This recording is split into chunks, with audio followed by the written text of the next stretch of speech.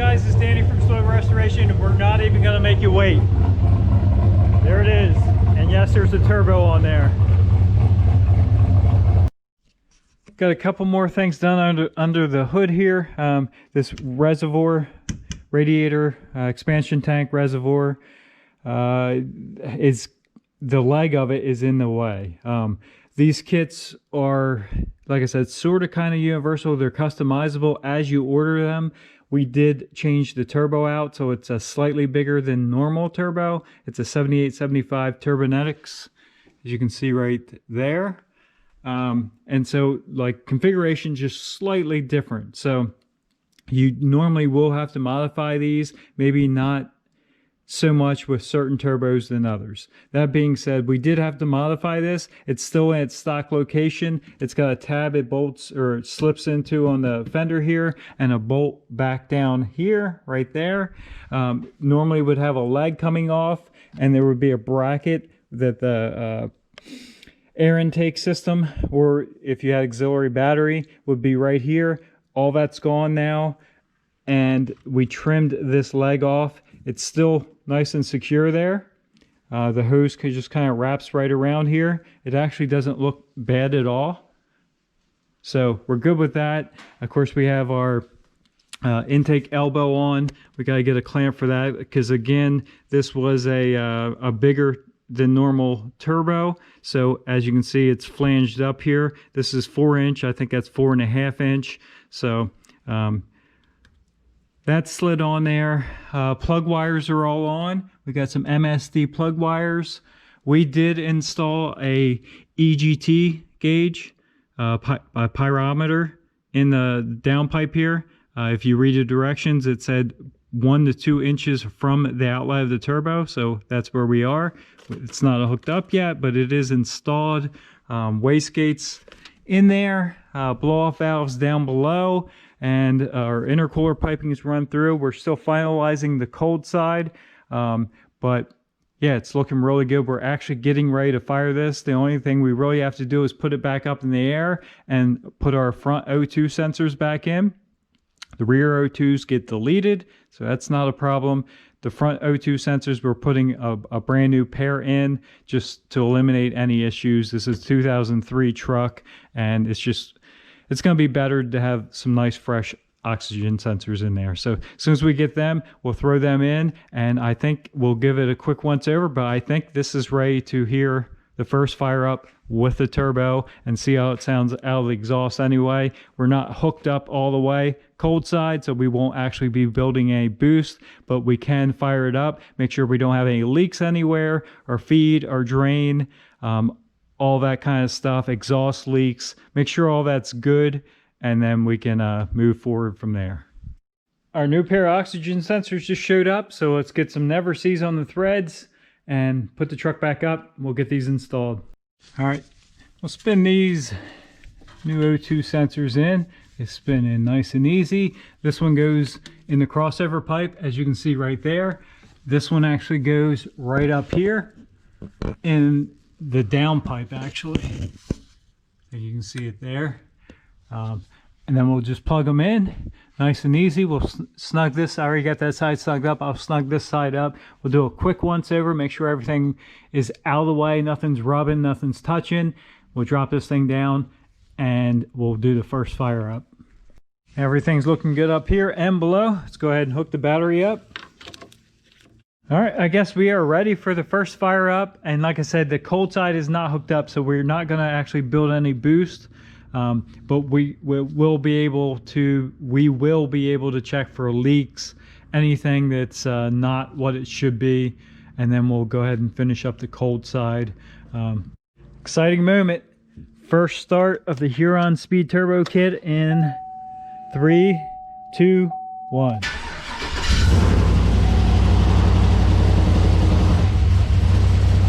Definitely sounds different.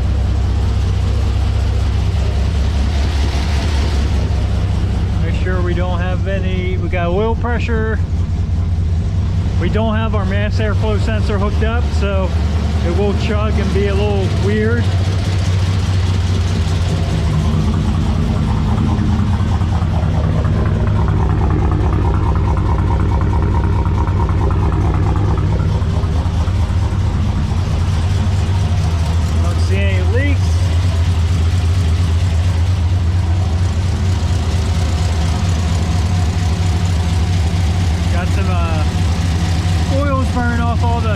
turbo stuff. We'll let that run for a little bit, warm up. Make sure we don't have any oil leaks, stuff like that. All right, we shut it off. Now I'm gonna set you up there, pull the air intake off the turbo. Let's go ahead and fire up again and we'll see it spinning.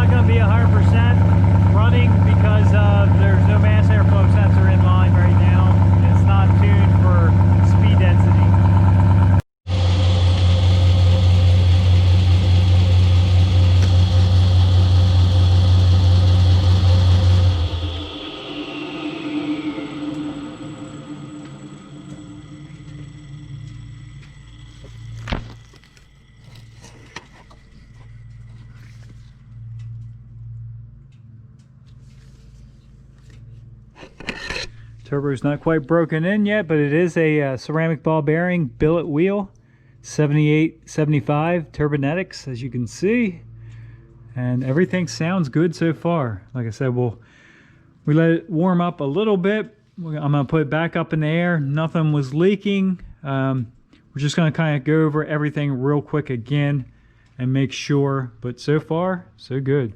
All right, got it running. We put it back up in the air. Like I said, everything looks nice and dry.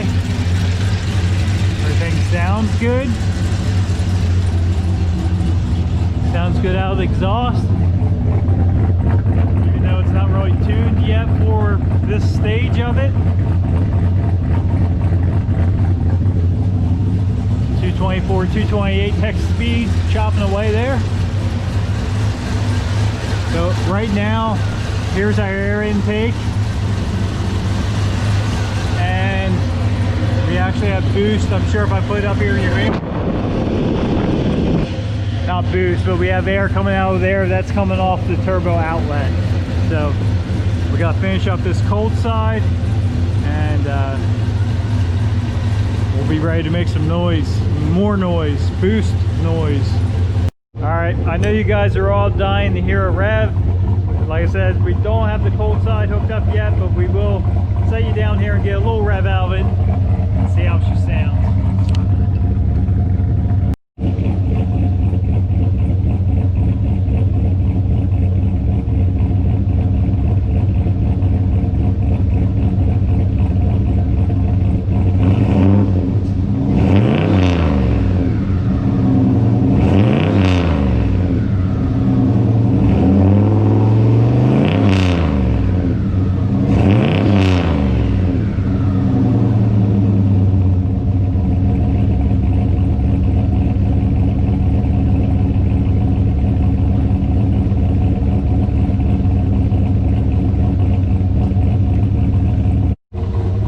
Pipes. I'm not sure if that's going to be too loud for Mike or not, but time will tell, I guess.